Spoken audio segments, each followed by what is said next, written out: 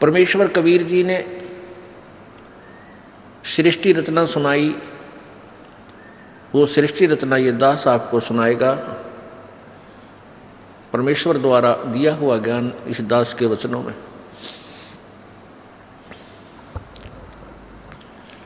सर्वप्रथम केवल एक ही लोक था जिसको अकय लोक बोलते हैं, अनामी लोक कहते हैं। उसमें परमेश्वर कबीर जी अकेले थे। उसके बाद उस परमेश्वर ने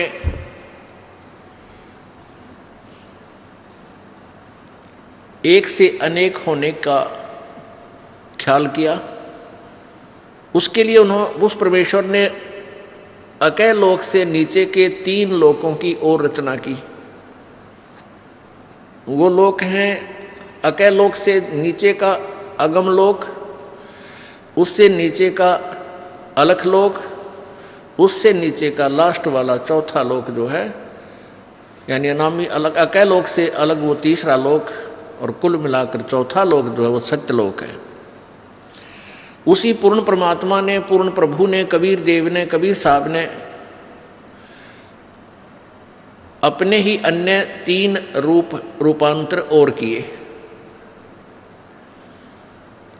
अगम लोक में वो अगम पुरुष कहलाता है, अलख लोक में अलख पुरुष, और सत्य लोक में वो सत्य पुरुष। एक ही परमात्मा अपने 3 रूप बनाकर वहाँ विराजमान है। परमेश्वर ने सर्वप्रथम सतलोक की रचना की, सतलोक के अंदर सृष्टि रचना की। अपनी शब्द शक्ति से 16 पुत्रों की, अपनी प्रथम वचन से 16 द्वीप, 16 स्थान अलग अलग परमात्मा ने बनाए। फिर 16 शब्दों से, 16 वचनों से 16 पुत्रों की उत्पत्ति की,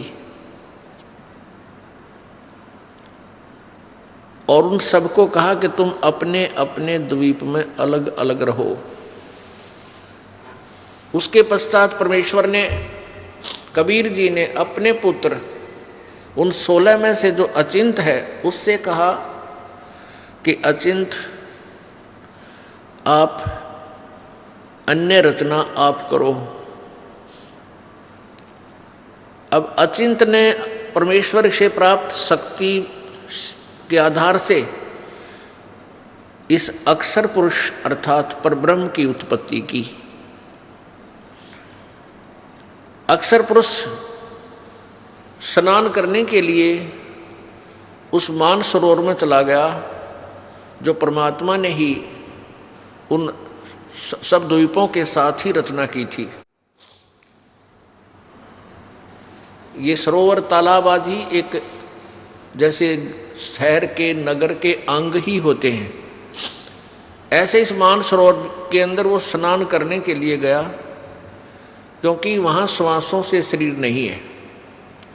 सतलोक में श्वासों से शरीर नहीं है, और वहाँ ऐसा शरीर है जो बगैर वायु के भी रह सकते, वहाँ जीवित रहते हैं।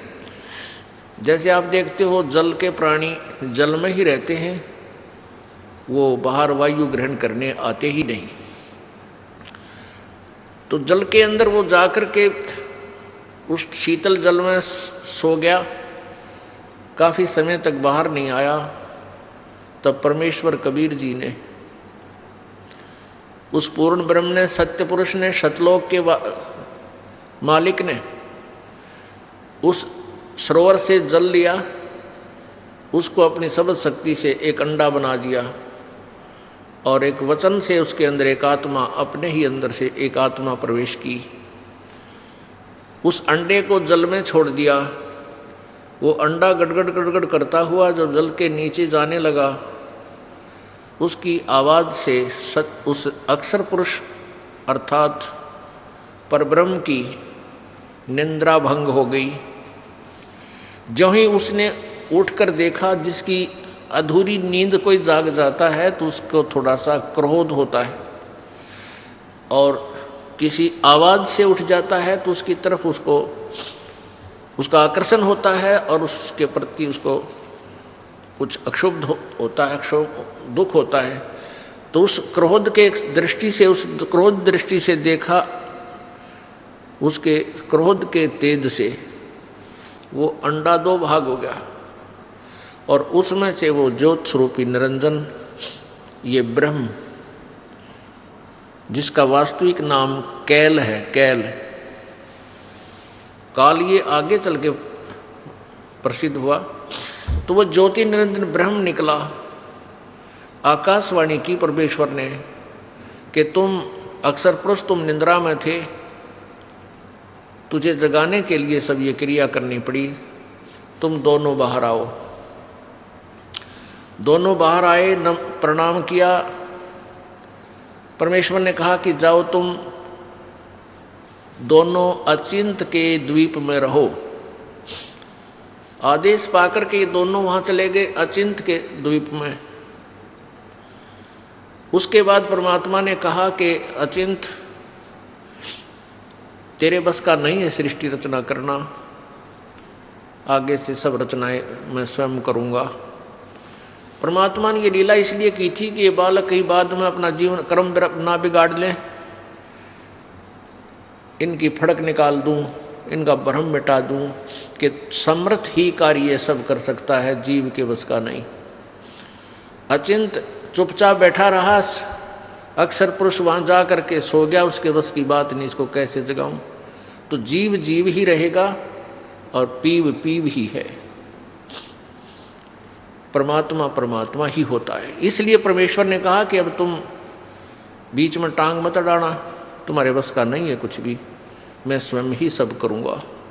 इससे परमात्मा ने उसके बाद हम सभी आत्माओं को, असंख्य आत्माओं को अपनी वचन शक्ति से वहाँ सतलोक में भर दिया। हम सभी वहाँ आनंद से रहने लगे। वहाँ कोई दुख नहीं था, कोई कष्ट नहीं था, किसी चीज़ का अभाव नहीं था। सब भंडारे भरे रहते हैं, काजू किस्मत सेब संतरे, वहाँ के जो फल हैं, मेवा है, वो सदाबहार बाग हैं। अमृत आहार है, अमृत ही वहाँ का जल है। और कोई काम नहीं, ये नाड़ी वाला शरीर नहीं, शुक्रम अकायम असनाविरम। वहाँ हमारा जो शरीर है वो बगैर स्नायु का है और ये माता पिता के योग से बने हुई शुक्र से बना हुआ हमारा शरीर नहीं है। तो वहाँ कोई रोग नहीं, कोई बीपी हाई ना, कभी लो नहीं, किसी प्रकार का कोई शुगर नहीं, ना वहाँ कैंसर, ना फेफड़े खराब हो, ना गुर्दे खराब हो, कोई भी कष्ट नहीं, किसी चीज़ का अभाव नहीं, कोई काम नहीं, सुंदर आहार, सदाबहार बाग, हर चीज़ वहाँ उपलब्ध रहती है। चार मुक्ति जहाँ चंपी करती माया होरी दासी, दास गरीब अभय पद पर से वहाँ मिले राम अविनाशी। वहाँ जहाँ जैसे यहाँ की चौथी मुक्ति ब्रह्मलोक में जाना होता है, वहाँ पर अपने पुण्यों के आधार से कुछ दिन स्वर्ग के अंदर वो सुविधाएँ जो प्राप्त हैं, जैसे होटल में जाके अपनी ही पूंजी से ये प्राणी सुविधाएं प्राप्त करता है और पूंजी समाप्त होने के बाद फिर अपने कर्म क्षेत्र में आ जाता है जहाँ वो काम करता है।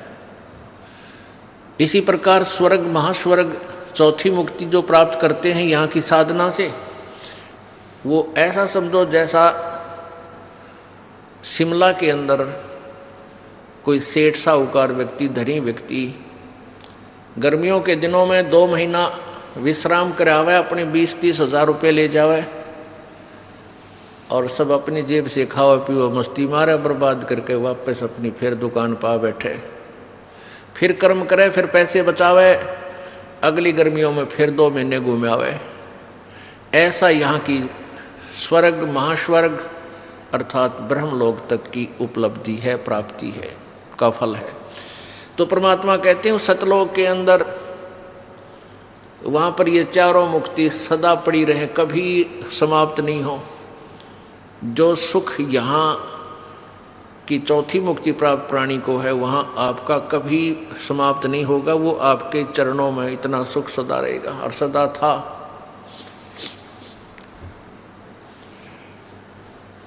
कुछ दिनों के बाद क्या हुआ कि इस ज्योति निरंजन काल के मन में एक खुरापात उत्पन्न हुआ। इसमें कुबद उत्पन्न हुई, कुमति। इसने सोचा कि मेरे सभी भाई जितने भी हैं सब अलग अलग आराम से रह रहे हैं, बड़े बड़े द्वीप हैं उनके, और हम 3 एक द्वीप में रह रहे हैं। तो उसने क्या किया, एक पैर पे खड़ा होकर तपस्या प्रारंभ की। किसने? इस ज्योति निरंजन ने, ब्रह्म ने, जो 21 ब्रह्मांड का स्वामी है। वहाँ सतलोक में ये केवल एक द्वीप में रहते थे 3 जने। तो इसने 70 युग तक जब तप किया, और जब ये तप कर रहा था, हम इस काल के जाल में कैसे फंसे। पुण्यात्मा, ये परमात्मा कबीर उस पूर्ण ब्रह्म द्वारा बताई गई कहानी है। ये कोई बालकों की कथा नहीं, या भूतों की कहानी नहीं है, या फिल्म स्टोरी नहीं है। ये 100% यानी 100% सत्य है। आपको बताया कि आप जी ने वो अज्ञान इतना सुन रखा है, वो बकवाद इतनी सुन रखी है कि सत्य कथा को आप बकवाद समझते हो। ये सोचते तो बनावटी बातें हैं। बनावटी बातें बनाने की उस परमेश्वर को कोई आवश्यकता नहीं थी। हम बहुत बना रहे थे, बहुत अपनी अपनी डफली बजा रहे थे, तभी आकर के उस परमेश्वर ने हमें शिक्षा दी कि तुम गलत ज्ञान से रंगे जा चुके हो। प्रत्येक पॉइंट परमात्मा का एक एक शब्द सत्य है। क्या कहा, कैसे हम फंसे कि जब ये ज्योति निरंजन काल, ये ब्रह्म तपस्या कर रहा था एक टांग पर खड़ा होकर के, अलग से स्थान प्राप्ति के लिए, राज्य प्राप्ति के लिए। तप से राज्य प्राप्त होता है। तो हम इसकी तरफ देख रहे थे, इसकी इस कला पर, इस अदा पर, इस एक्टिंग पर हम सभी आत्माएं आसक्त हो गए। हम इसको हृदय से पसंद कर बैठे। परमात्मा पूर्ण ब्रह्म कबीर जी ने, यानी सत्य पुरुष ने आवाज लगाई, आकाशवाणी की कि बच्चों, तुम मस्त रहो, इसकी क्रिया पर ध्यान मत दो। अब परमपिता की आकाशवाणी आवाज सुनकर हम ऊपर से तो सावधान हो गए, परंतु अंदर से उसकी चाह मिटी नहीं। जब इसने 70 वर्ष तक, 70 युग तक तप कर लिया, तब परमेश्वर ने पूछा कि क्या चाहता है ज्योति निरंजन, तो किस लिए ये हठ कर रहा है। इस ब्रह्म ने, ज्योति निरंजन ने कहा कि पिताजी, मेरे लिए स्थान कम है, मुझे अलग से स्थान देने की कृपा करें। परमेश्वर कबीर जी ने कहा कि ठीक है, तुझे तेरे 70 युग के तप के प्रतिफल में मैं तुझे 21 ब्रह्मांड देता हूँ। जैसे एक धनी पिता अपने पुत्र को 21 प्लाट दे दे कि ले भाई, ये 21 प्लाट तेरे हैं, क्यों रोजाना टेंशन पैदा करता है, तू झगड़ा करता रहता है, ले पकड़ अपने 21 प्लाट तू अपने अलग रख। ऐसे इसको 21 प्लाट दे दिए परमेश्वर ने, 21 ब्रह्मांड दे दिए।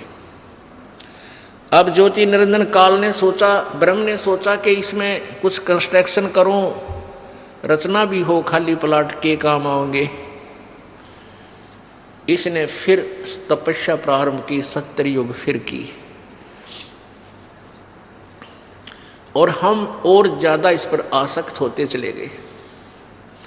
परमात्मा रह रहकर हमें समझाने की चेष्टा कर रहे हैं कि तुम अपने मस्त रहो,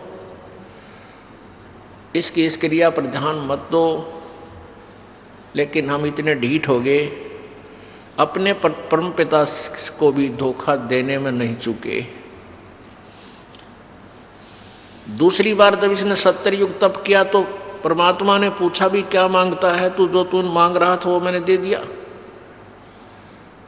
ज्योति निरंजन ब्रह्म ने कहा कि प्रभु पिताजी, इसमें कुछ रचना की सामग्री देने की कृपा करो। परमेश्वर ने कहा कि ले बेटा, 5 तत्व और 3 गुण प्रभु ने बनाकर अपनी सबद शक्ति से उत्पन्न करके इसको दे दिए। अगले खेल ले, खेल खिलौनों से। अब इसने सोचा भी कंस्ट्रक्शन भी कर लूँगा, फिर अकेले का जी लग गया 21 प्लाटों में, तो संतान भी चाहिए, यानी मेरे साथ कुछ आत्माएं भी हों, मेरे साथी हों, मिलजुल कर वहाँ रहें आराम से। इस दृष्टिकोण से इसने फिर तपस्या की। उस समय इसने 64 युग तक जब तप कर लिया, तब परमेश्वर कबीर जी ने सत्य पुरुष ने पूछा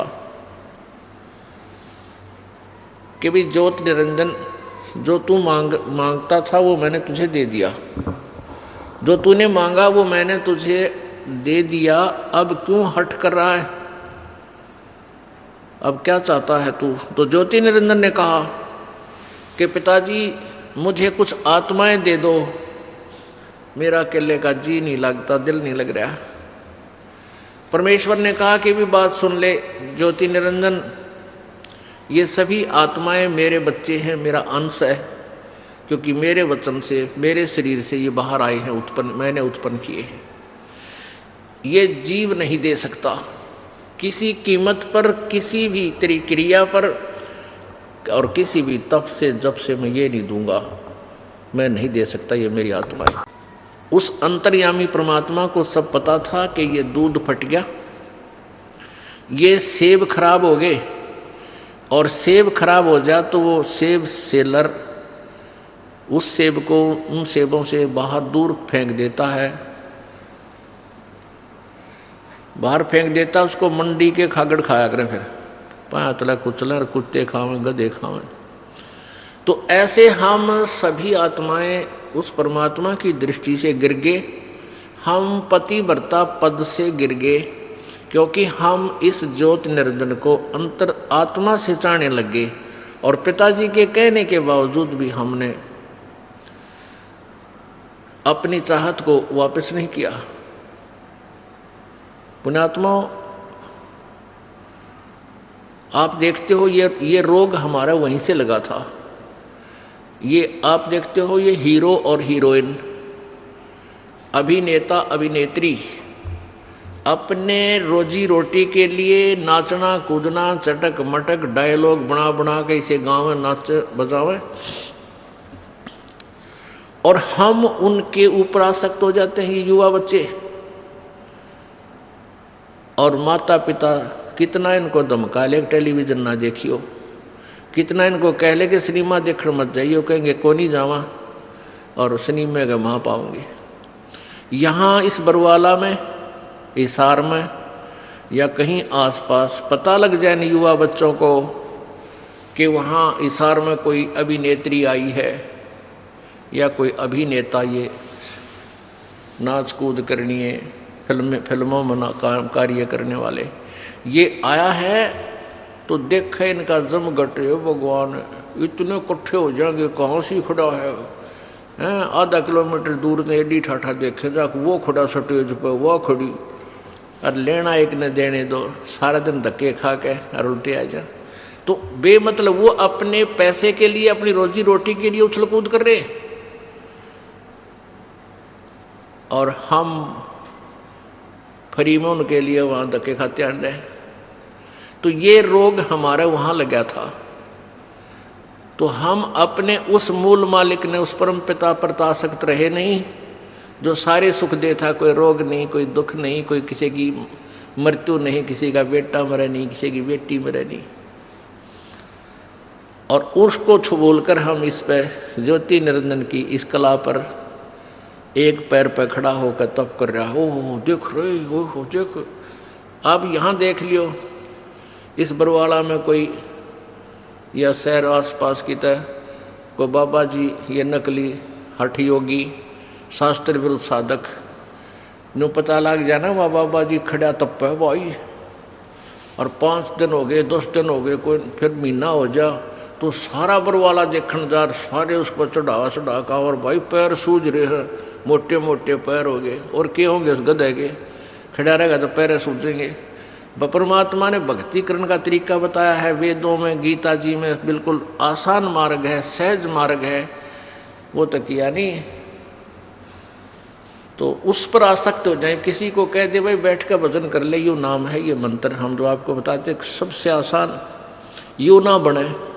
और न्यू के पेट पलनिया जाऊंगा और कावड़ लाऊंगा, फुदड़ फुदड़ पैदल जाकर पैदल, कितना डले डुवाले डोलेगा, पर बैठ कर मंत्र 2 माला कर दें, अंगड़ाई टूटन लग जाए, चल लागे तो घूम का वहाँ।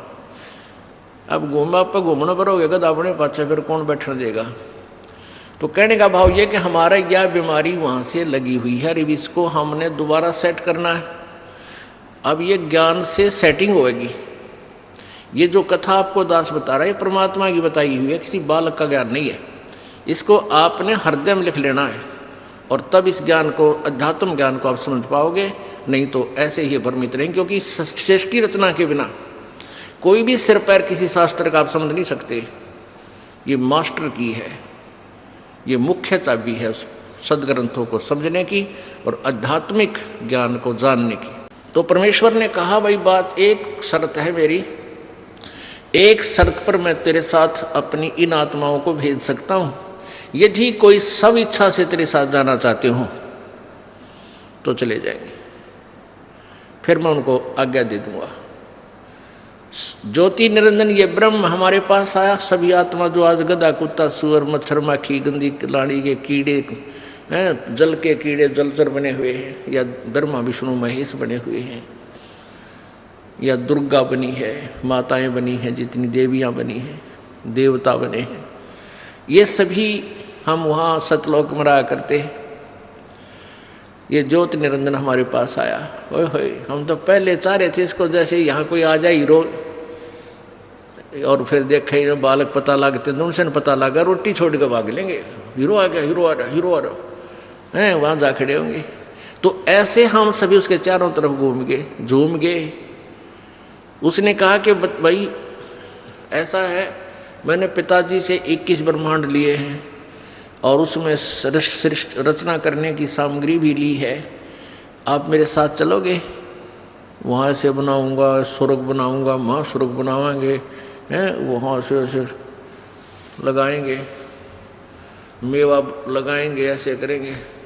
तो हमने कहा कि हम तैयार हैं, यदि पिताजी आज्ञा दे दें तो हम आपके साथ चल पड़ेंगे। ज्योति निरंजन ने परमपिता से जाकर कहा कि पिताजी कुछ आत्माएं सब इच्छा से मेरे साथ जाने के लिए एग्री हैं, सहमत हैं। परमेश्वर ने कहा कि मेरे सामने उनसे स्वीकृति दिला तब मैं मानूं। परमेश्वर कबीर देव, सतपुरुष कबीर देव, कबीर साहब वहाँ आए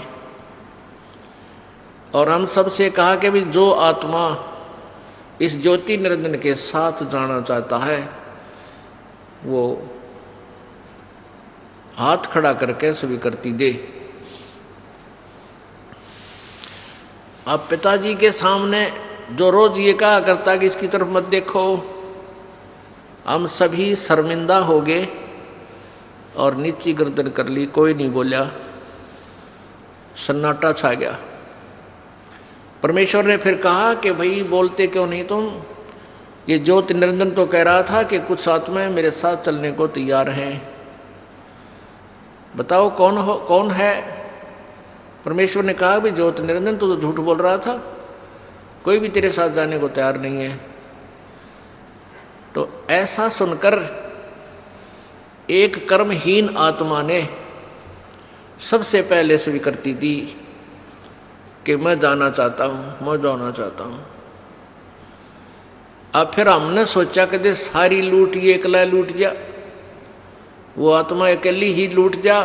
तो फिर हमने भी सारा, जैसे बच्चे क्लास में नहीं होते, अध्यापक पूछता है भाई जिसका प्रश्न याद है वो हाथ खड़ा करे, पहले डरता डरता एक आधा कराया करे, फिर उसको देखते सारे कर दे कदे हमारे पिटाई हो जा।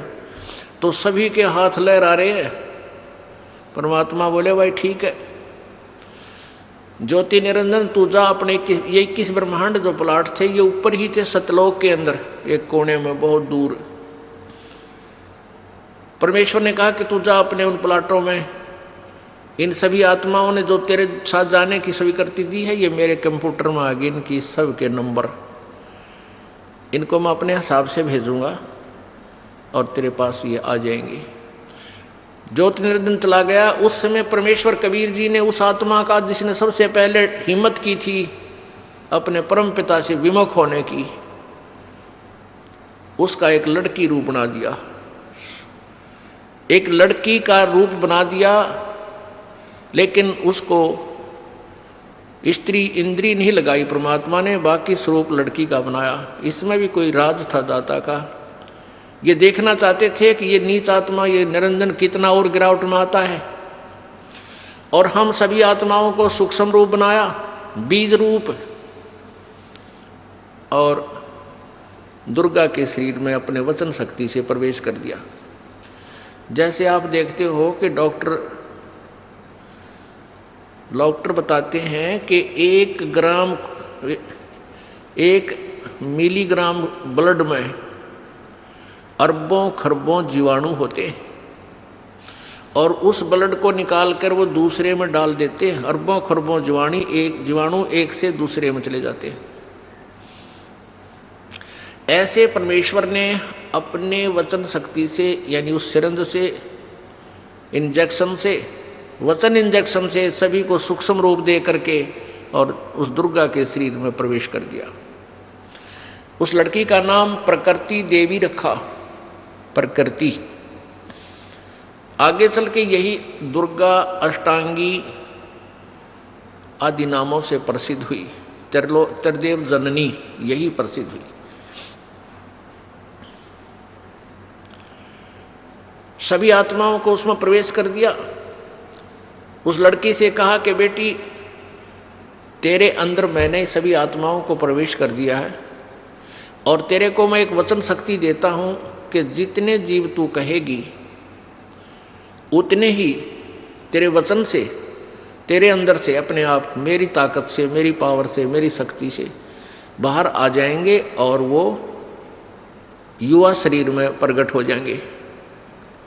नर और मादा जितने भी तू चाहेगी बना देगी। और अपने पुत्र सहजदास से कहा कि जा सहजदास अपनी बहन को, वो सहजदास कौन है जो सबसे पहले 16 पुत्र उत्पन्न किए थे, उनमें से एक है सहजदास, कि जा इस लड़की को अपनी बहन को ज्योति निरंजन के पास छोड़या। अब सहजदास अपने परम पिता की आज्ञा पाकर अपनी बहन दुर्गा को लेकर के ज्योति निरंजन के पास गया। प्रभु आदेश से उसे कह दिया, और आदेश दिया था प्रभु ने जोगजीत को कि सहजदास को कि बता देना उसको कि इस लड़की के अंदर मैंने सब आत्माएं प्रवेश कर दी हैं, और इस लड़की को शब्द शक्ति दे दी है, जितने जीव तू कहेगा ये उत्पन्न कर देगी।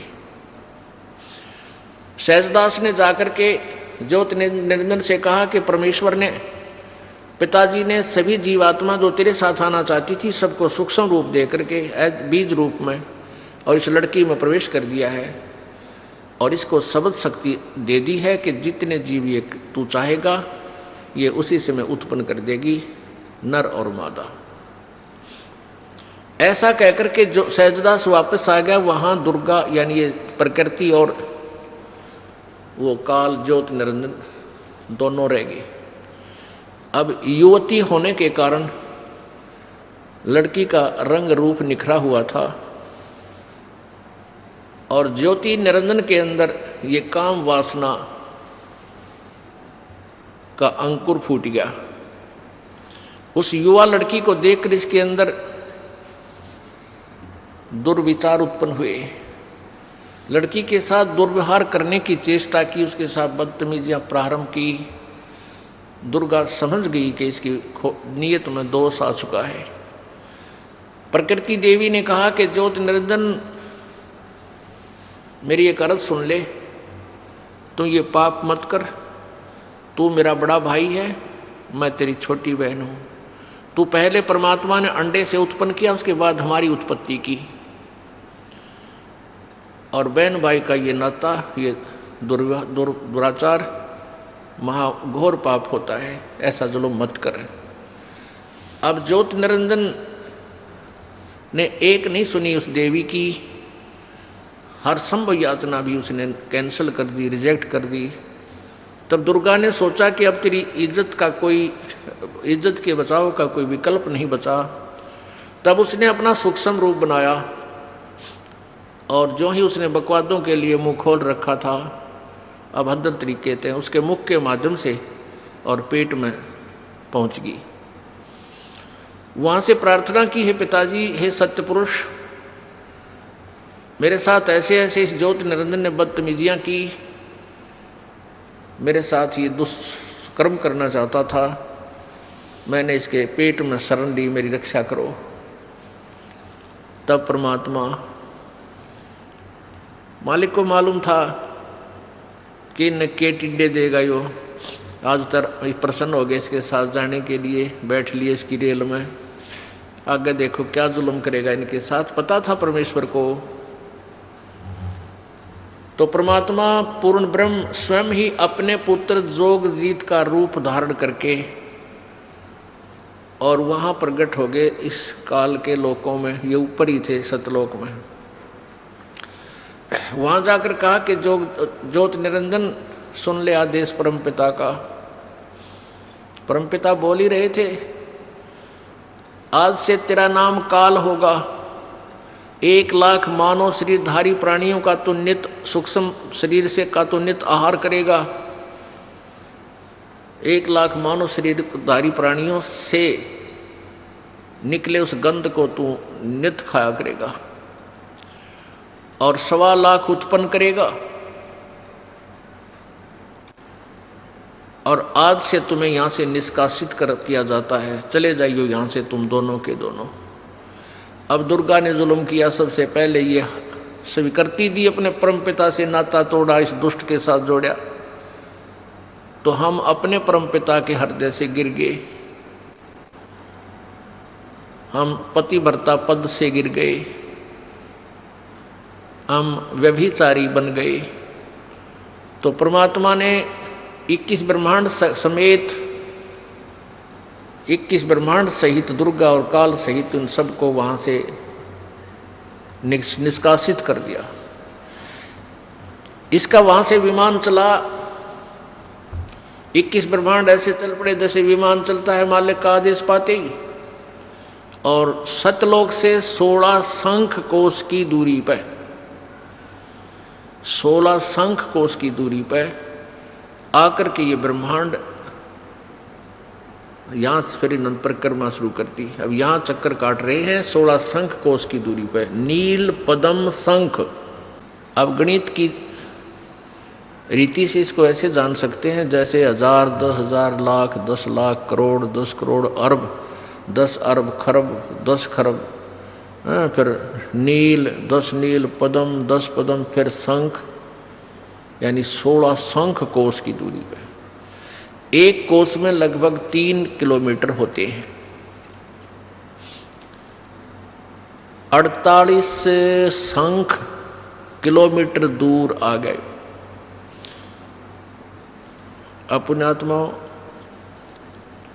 अब इस काल ने सोचा कि मुझे जो सजा मिलनी थी वह मिल गई, अब मैं मनमानी करूंगा। अब उसने दुर्गा के साथ फिर वही लड़की को उसके पेट से निकाल दिया परमात्मा ने। वहीं दुर्गा को इस ज्योति निरंजन के पेट से अपनी शक्ति से निकाल दिया। इसका पेट चीर का ऑपरेशन करके, वचन से ऑपरेशन हो जाता है परमात्मा का, वचन से ही सारे ब्रह्मांड बन जाते हैं। अब इस काल ने फिर ज्योति निरंजन ने फिर दुर्गा के साथ बदतमीजी की।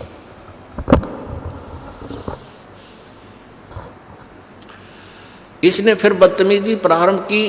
दुर्गा ने फिर प्रार्थना की कि ज्योति निरंजन, पहले तो तू मेरा बड़ा भाई, मैं छोटी बहन हुई तेरी, और फिर मैं तेरे पेट से बाहर आई हूँ, तेरी बेटी होगी। कम से कम किसी एक नाते की तो शर्म कर। इसने एक नहीं मानी और अपने नाखूनों से, अपने पावर से लड़की का प्रजनन इंद्री बनाई और उसके साथ फिर जबरदस्ती शादी की। उससे ये 3 पुत्र उत्पन्न किए, रजगुण ब्रह्मा, सतगुण विष्णु, तमगुण शिव जी। तीनों को एक एक गुण युक्त कर दिया।